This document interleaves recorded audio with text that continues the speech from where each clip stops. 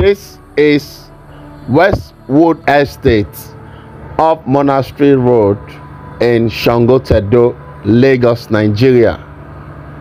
How does it feel to live by a lake location? Lagos, one of the most populous states in Nigeria, is a Portuguese name which means lake. So, living by the lake means having gorgeous waterfront views and enjoying the peaceful atmosphere.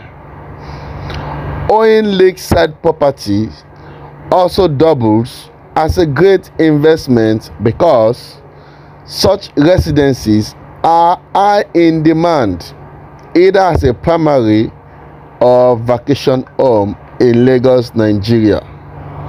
But there are other perks we often overlook.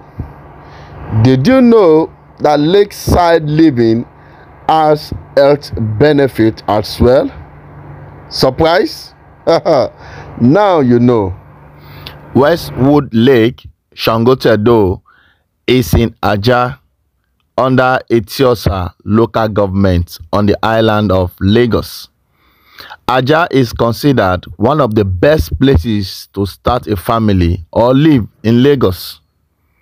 Not just only that, the distance from Sangotedo to Lekki Phase 1 is just 21 kilometers. Wow.